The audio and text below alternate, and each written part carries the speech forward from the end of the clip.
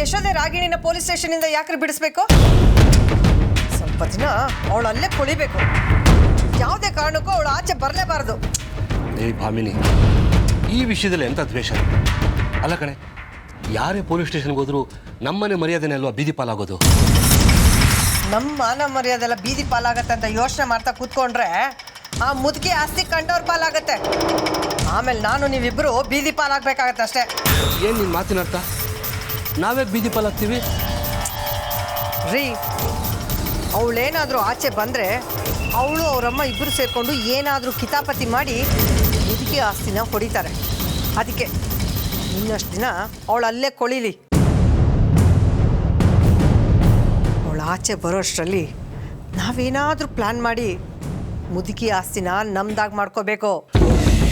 ಅಮ್ಮ ಇದಕ್ಕೆಲ್ಲ ಒಪ್ಪಲ್ಲ ಅಂತ ಕಾಣಿಸುತ್ತೆ ರೀ. ಆ ಮುದುಕಿ ಯಾವತ್ತಾನೆ ನಮ್ಮ ಮಾತನ್ನ ಒಪ್ಕೊಂಡಿದ್ದಾಳೆ, ಅದು ಗೊತ್ತಿರೋ ವಿಷಯ ತಾನೇ.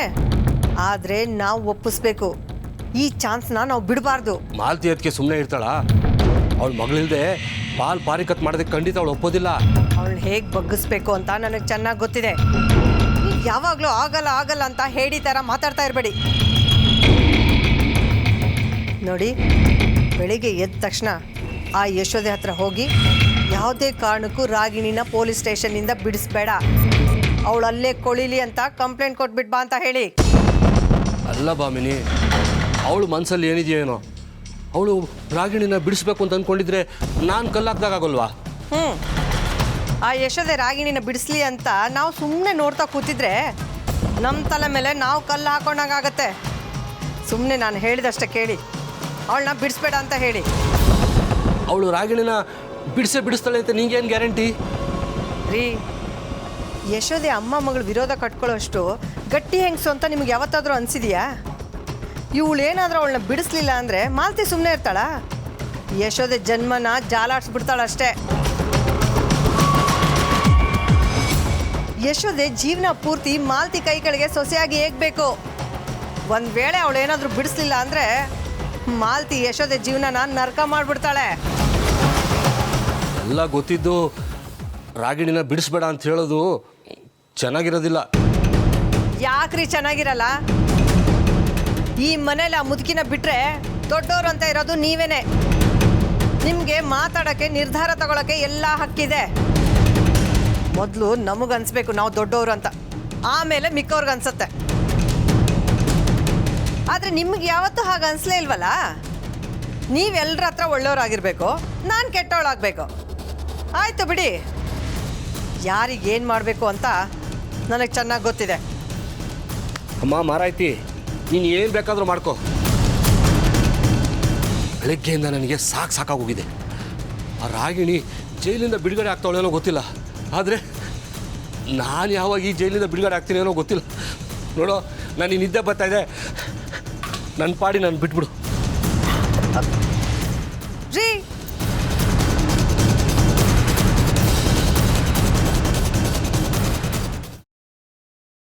ಗ್ರೀನ್ ರೈಸ್ ಮಾಡುವ ವಿಧಾನ: ಮಿಕ್ಸಿ ಜಾರ್ಗೆ ಕೊತ್ತಂಬರಿ ಸೊಪ್ಪು, ಹಸಿ ಮೆಣಸಿನಕಾಯಿ, ಬೆಳ್ಳುಳ್ಳಿ, ಶುಂಠಿ, ಪಲಾವ್ ಎಲೆ, ಕಾಳುಮೆಣಸು, ಜೀರಿಗೆ, ಲವಂಗ, ಚಕ್ಕೆ, ಅನಾನಸು, ನೀರು ಹಾಕಿ ರುಬ್ಬಿಕೊಳ್ಳಿ.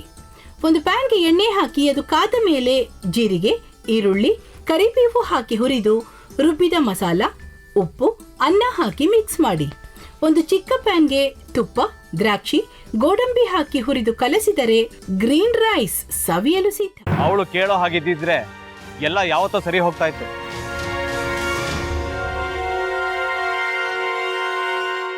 ಅದಕ್ಕೆ ನೀವಾದ್ರೂ ಏನು? ನಾನಾದ್ರೂ ಏನತ್ತೆ?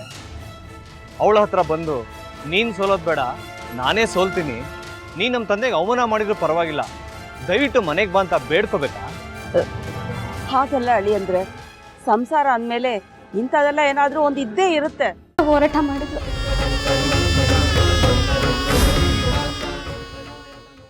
ಮಧುವಂತೆ ಅಕ್ಕನ ನ್ಯಾಯ ಸಿಗುವವರೆಗೂ ನನ್ನ ಮದ್ವೆನೇ ಮಾಡ್ಕೊಳ್ಳಲ್ಲ ಅಂತ ಪಣ ತೊಟ್ಟು ಕೂತಿದ್ಲು.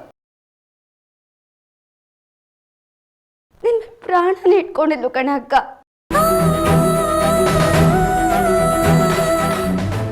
ಅವಳು ಮೈ ಮೇಲೆ ನೀನು ಸೇರ್ಕೊಂಡು ಅವಳ ಸಂಸಾರನ ಹಾಳು ಮಾಡ್ತಿದ್ಯಲ್ಲೇ.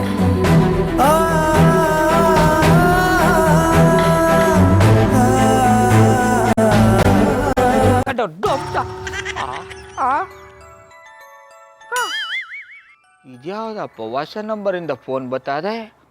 ಆ ಫೋಟೋ ತಗೊಂಡವೇನಾದ್ರು ಬೇರೆ ನಂಬರಿಂದ ಮಾಡಿರ್ಬೋದಾ? ತೊಂದರೆ ಇಲ್ಲ, ಎತ್ತು ಬಿಡು. ಹಲೋ, ಏಯ್ ಪಟ್ಟಾಪಟ್ಟಿ ಚಡ್ಡಿ ಬನಿಯನ್ ಏನೋ ಮಾಡ್ತಾ ಇದ್ಯಾ? ಶಿವನೇ ಶಂಭುಲಿಂಗ, ನಿನ್ನ ಜೊತೆಗೆ ಮಾತಾಡ್ದವನೇಲಪ್ಪ. ಅಲ್ಲ ಶಿವ, ಯಾಕೆ ಹಿಂಗೆ ಫೋನ್ ಮಾಡಿ ನಂಗೆ ಜಂತುಳ ಬಿಡ್ತಾ ಇದೆ? ಏಯ್ ವಾಯ್ಸ್